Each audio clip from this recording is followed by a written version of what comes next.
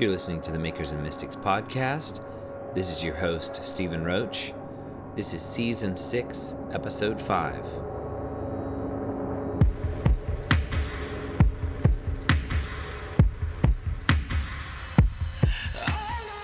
The artist known as Propaganda is a Los Angeles-born poet, political activist, academic, and emcee. His body of work challenges listeners with difficult and sometimes controversial topics such as systemic injustice and racism.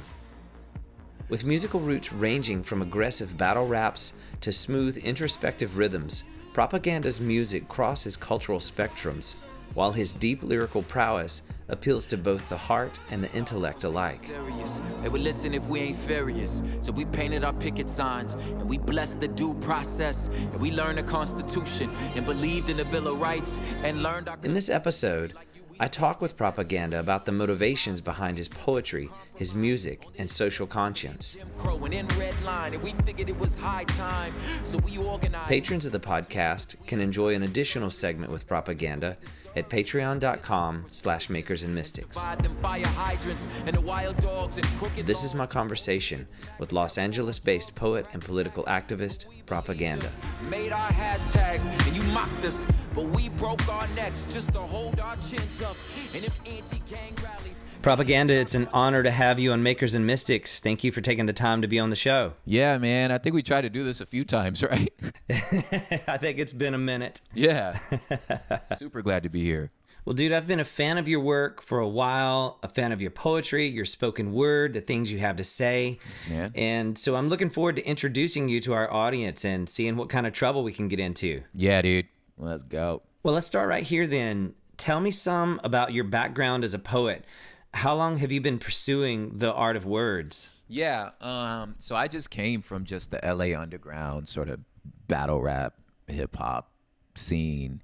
That's really my origins. I didn't try poetry until college, and I was like the motivation of most young college men. It was a girl, you know. She's an upperclassman. She's a professor at like SF State now, but like it was just like she was like a slam poet, and they were hosting these like total like freedom fighter, like, you know, resistance like events on campus.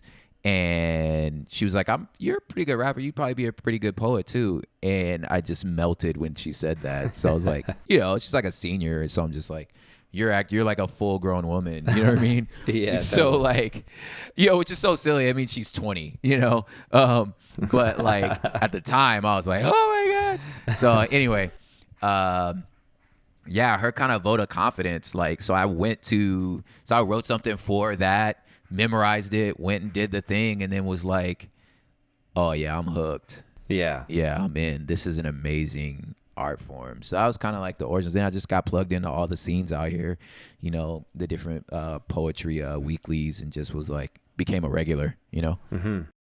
And I know that a large part of your work deals with cultural commentary, systemic injustices, and racial tensions. Yeah. But I'm curious to know why these issues are important to you as an artist. Yeah, I mean, it's important to me as a whole because it's like, I mean, this is the air we breathe. It's like, yeah, justice and politics and stuff, like, it only exists in the marketplace of ideas unless you're Black or female or LGBTQ or immigrant or like, so it's like, it's not just, you know what I'm saying? Like, or Kurd or totally poor. Like, so it's like, they're not ideas or topics. Like, this is the life we live. So it's like, you know, if I want to experience just a regular human life where I don't have to worry about, you know what I'm saying, sitting in my own home.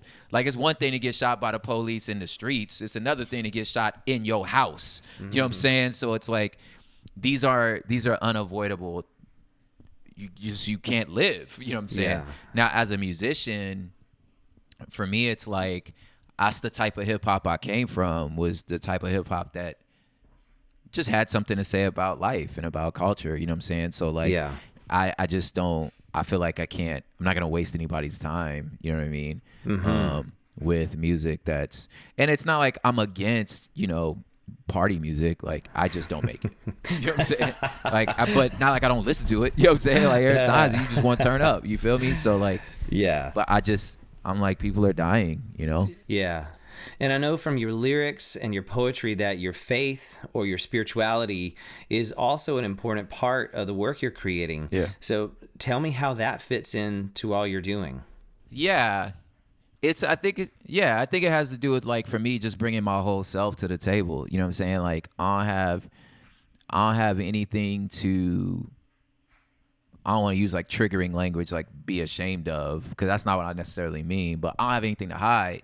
Like, I am what I am. And the beautiful thing about art and music is, like, it's like you opt in. Like, it's a like, the consumer chooses. Like, you don't have to listen to this. So if you opting in, like, you can self-select out. You know what I'm saying? So I don't have anything to I have no reason to not bring my whole self to the table, and part of that is, my faith and, like, and the ups and downs, like, sometimes the joy in it, sometimes the disillusionment in it, you know what I'm saying? And, like, because that's who I am, you know what I mean? And that's just, again, like, that's just the art that I feel is most naturally comes out of me, and is the most like authentic experience in joy and flourishing is, like, you can't not include that. You know what I'm saying? Like,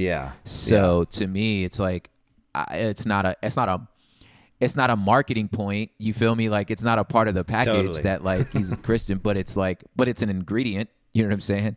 Absolutely. And I think that authenticity and just the sense that what you see is what you get. When I listen to your music, there's a rawness to it. There's a lack of pretense that I think is part of what attracts me to it, and part of what I think is so important for the culture that we're living in today. So rad. Thanks, man. Well, I'm also curious to know, because you've talked a lot in different public forums just about your background growing up in LA and some of the communities and experiences you had growing up. I think I read somewhere you talked about being this one black kid in a white neighborhood and experienced feeling like you didn't belong, or that you were the wrong color, or you were in the wrong neighborhood. Just these experiences of isolation or being on the outside. But you also mentioned how that actually helped you form your identity in God. Yeah. Tell me some about that. Yeah. So sort of the white neighborhood was much later on. I grew up almost entirely in, like, a Latino and Filipino neighborhood. And then later on, we moved into, like, this sort of suburban area. But yeah, I think the thing was, for me, my father being, a former Black Panther, you know what I'm saying? Both my parents, being, educated, I had no doubts in my mind Black was beautiful. Come on. You know what I'm saying? Like, I knew where I came from. I was like, this is a blessing. You know what I'm saying? Like, you wish you had my culture. You feel me? So, like, so in my head, it was like, when I came home, I just didn't understand why everybody else didn't see it. You know what I mean? So with that, it was like, okay, there's some sort of disconnect between what I'm seeing at home and what I'm seeing outside, that it just forced me to be like, man, whether any of y'all recognize this or not, you know what I'm saying? I'm made exactly the way I'm supposed to be made, And that was something that, like, I learned to sort of celebrate, because I didn't have the luxury of, that some of my cousins had, or, I didn't live on the same street as my grandmother, you know what I'm saying? Where, which was a Black environment, you know what I'm saying? So I just didn't see what I experienced at home and with my family, and even with my extended family, wasn't what I was experiencing at school or at, church or anything. So, like, it just made me go, man, this is on purpose, man. I'm fearfully and wonderfully made, you know what I'm saying? And just, like, celebrating the fact that, like, man, thank God for making me this, Yeah.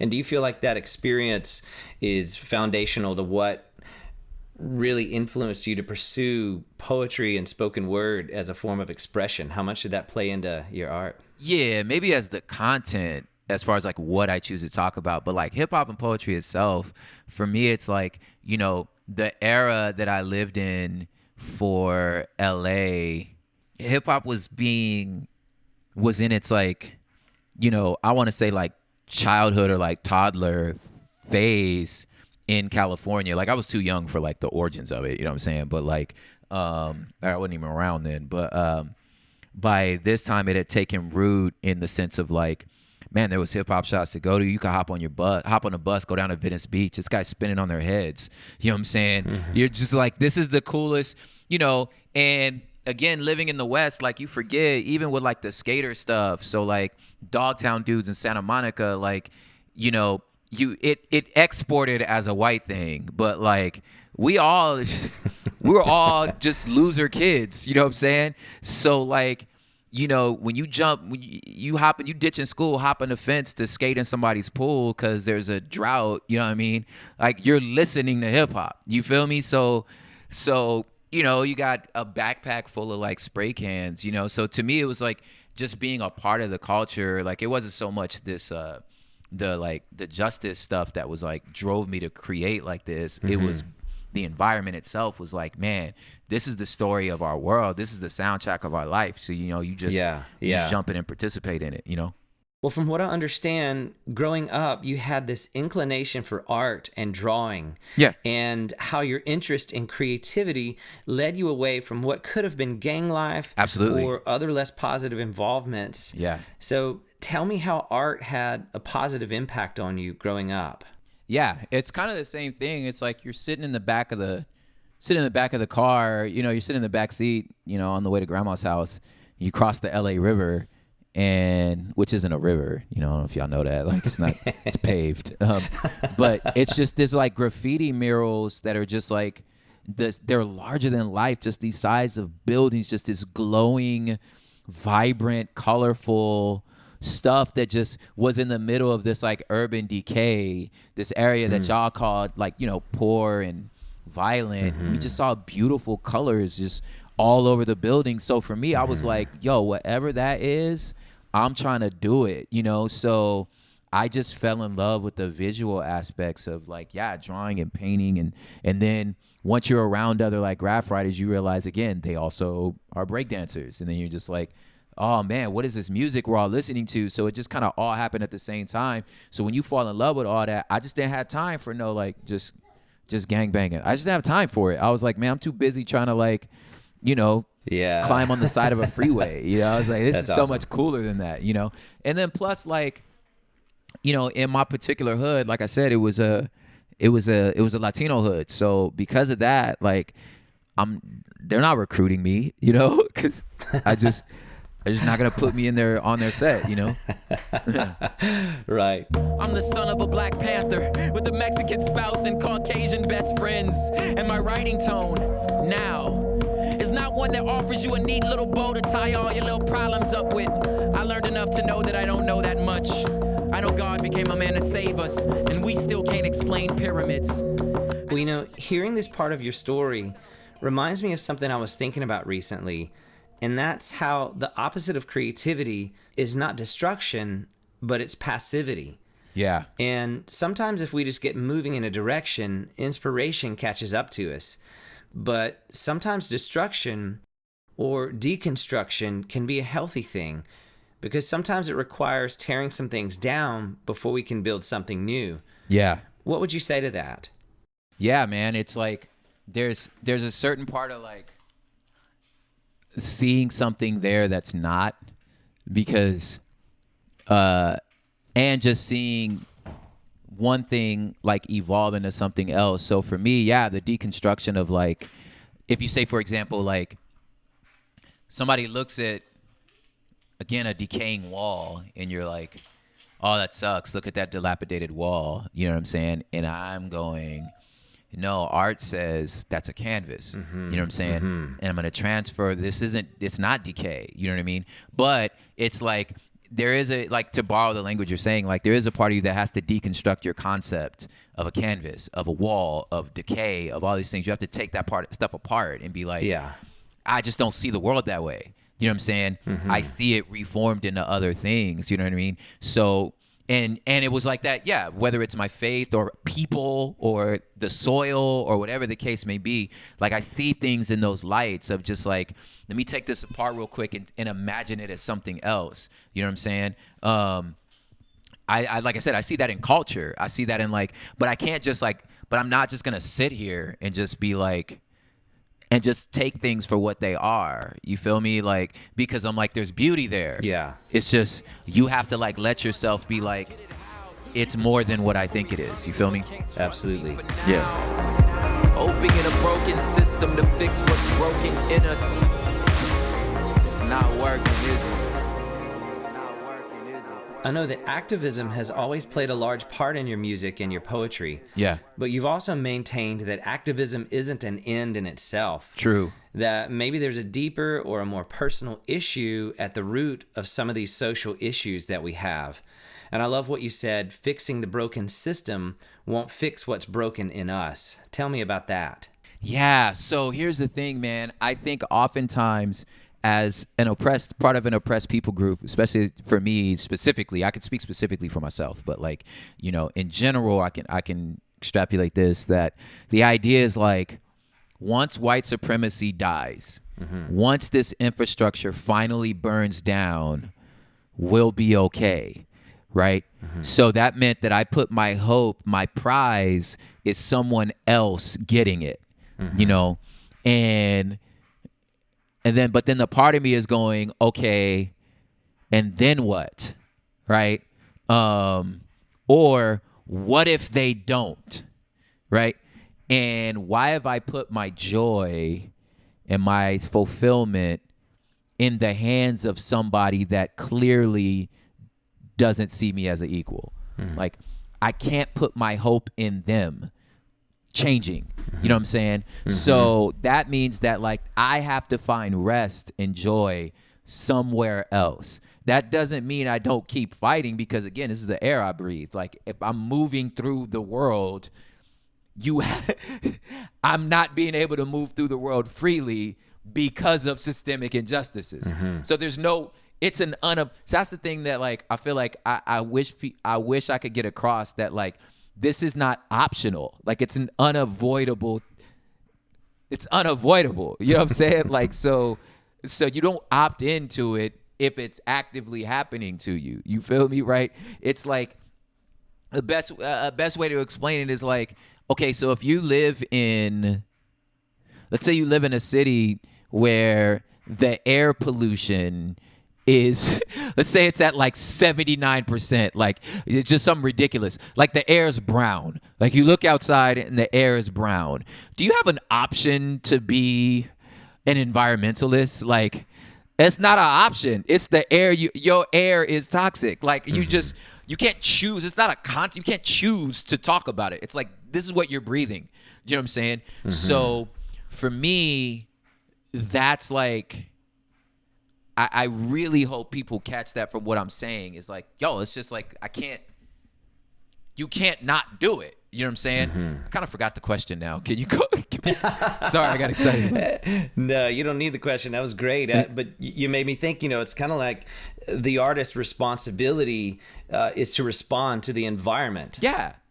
Yeah, totally. Like, I can't, like, Nina Simone says that. She says, like, the artist's number one job is to, like, discern the times, you know? And I feel like this is my joy. Like, I don't necessarily consider my work as, like prescriptive. Like, I'm not going to prescribe. It's not instructive. Like, I'm not trying to tell you what to do. It's descriptive. I'm like, let me paint this picture for you. Let me paint the emotional picture for you, the sociological picture. How are we moving through space with the realities that we exist in? You know what I mean? Absolutely. And you could draw your own conclusions. Absolutely. I love that. It's like the role of the artist is to help us ask the right questions, or to present us with a particular awareness that allows us to ask the right questions before we can even get to kind of coming to our own conclusions. And I see that in your work, and that's something that I appreciate about the poetry and the hip hop and the music that you're doing. Thank you. Is bringing that awareness. Thanks, man. Well, I feel it. It's the blood of ancestors rest in my chest, bro. You said something else that I loved, and so you can great. tell I've been stalking you now to get ready for this conversation, but you said that I'm not the artist, I'm the canvas. What does that mean? Well, it's a lyric from my buddy Macho, who said it first. He's one of my rap mentors, and then I put it on a T-shirt. So shout out Macho. But it's just this idea that, like, you know, in its most like rawest like original intent is just this idea that the creator is the artist. You know what I'm saying? And he's making me into something that is beautiful. You know, so it's a image of surrendering, of just being like, man, I'm just gonna like be along for the ride, enjoy the journey, you know, and embrace what I am becoming, you know, and not be so like, you know, controlling or rigid in, you know, my picture of self. Because, you know, like, you know, it's false self type stuff. Like, you have just this idea of yourself and idea of what you think you are, you know, and then when it doesn't line up, now you're frustrated and it's everybody else's fault, and now you're a jerk, you know what I'm saying? And it's just like, you know, I don't want to be that. But I think if you just kind of let yourself as a principle be like, man, I'm just the canvas. Like, there's art is being made out of my life. You know what I'm saying? I just think you just move through the world like with much more joy. Would you say that your art and your poetry has helped you clarify some of your own questions about who you are and who you're becoming? Oh, absolutely, man. I think that there's like this part of me, my experiences like leading up to like putting something out. It's like, I feel like I do definitely like live sort of the pain and the joy and the questions that make that music. And then after it's out, it's like, it's almost like I experience it again, like looking back and being like, dang, that's what I was talking about here. You know what I'm saying? I'm like, dang, I'm like living this stuff right now. You know what I mean? It's like, it's never fails, man. Like that the both like experiences are there, and just being like, dang, dude, that's what I was talking about, man. Or being like, yo, I didn't even know I was going to need this. Like 3 years later, like, sheesh, good job, prop. I needed this, you know? Yeah.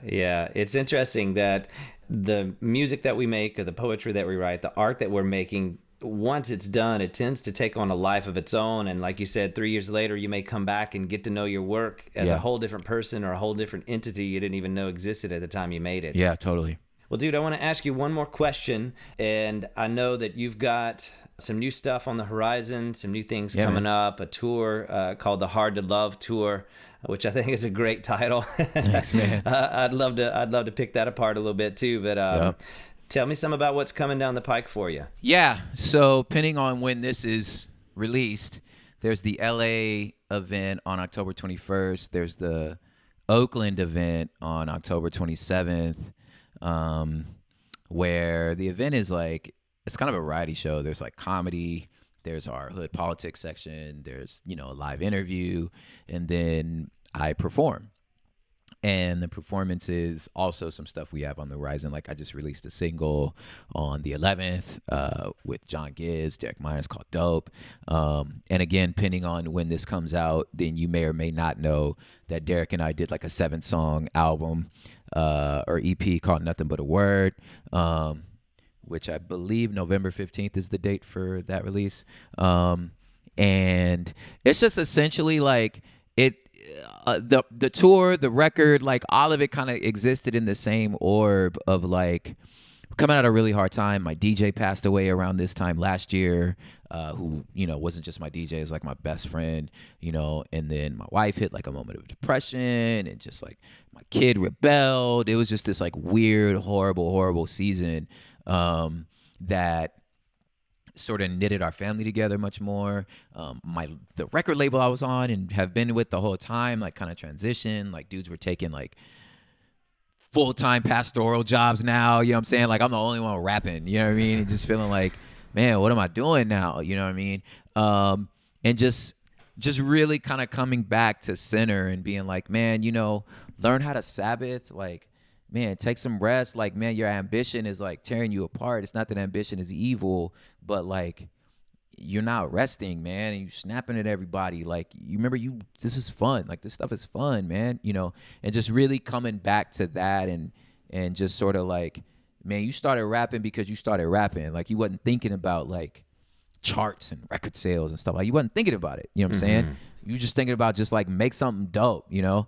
So this little EP is about coming back to that. And then the tour is about choosing to love anyway in the midst of all these like hella difficult choices, you know? Yeah. We've talked about tearing down systems and cultural commentary and how your faith journey or your spiritual path is such a part of who you are.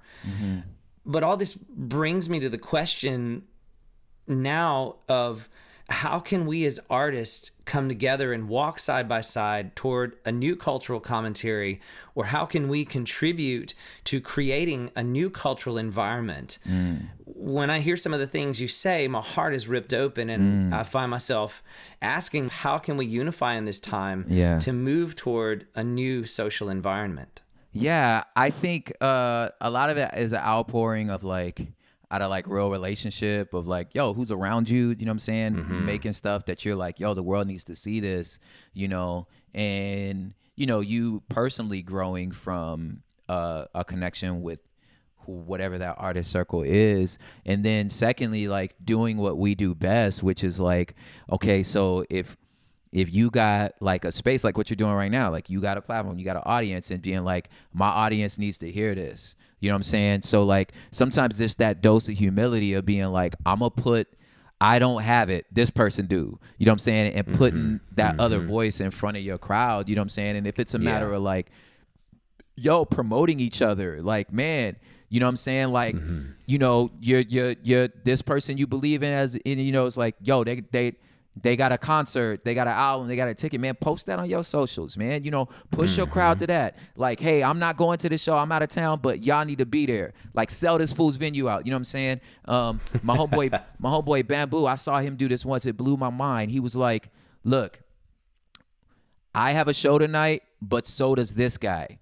And he's like, this guy's one of my heroes. It's all good. Go see him too. You know what I'm saying? Like, you're not gonna hurt my feelings. You go see him. That moved me so much because I was like, I don't even know if I got the bravery to do that. You know what I mean? So because of that, man, I went on that fool's website, on my homie's website, and I bought 2 tickets. I was like, man, I can't be there, but here, get these tickets away, dog. Like, cause that's dope. You see you do that. You know what I mean? So I just think it's that, man. Like, post other people's flyers, man. Go to other people's shows. Buy tickets. Buy merch. You feel me? Like, you know, to me, it's like, it's that, you know, that if we, you know, like if we can't support each other, you feel me? Especially when you think they work is important, then like, man, I don't know how we gonna get the culture to get together either, you know? No, it's good. It creates an environment of connectivity and collaboration instead of competition. Absolutely. Yeah, I think a lot of times as artists, and I get it, man, but it's like we function on scarcity, man. It's like, you know, hey, if this person has $20, I need you to spend your $20 to buy a ticket to my show. Not to theirs, because apparently everybody only got $20. You know what I'm saying? So like, you know, like we all fighting for these same fans. It's like, yo, 6.8 billion humans, man. Like, you know what I'm saying? Like, I don't have to be a jerk. You know what I'm saying? Like, I don't have to be a jerk about this. That's good. Well, Propaganda, I appreciate you as an artist. I appreciate you as a human being. And I really appreciate the work you're doing in the world.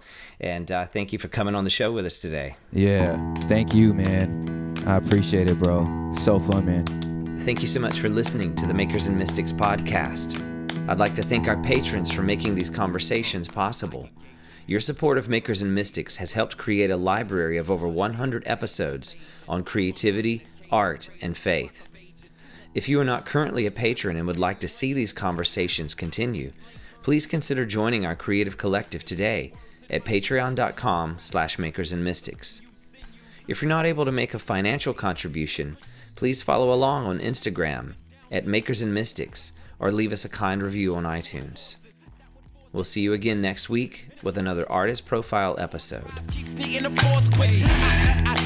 To learn to speak immigrants, the language of the broken, like the system in their English. I speak with heaven's accent, angelic dialect, rapping my coast as if that spirit realm had oceans. Excellent, that's what you should expect from us. Please speak could do to say thank you for how he blessed us. All else is blasphemy. Disagree, get at me. And he with low standards don't get no mics on the stages I stand on to battle with the stakes for the rights to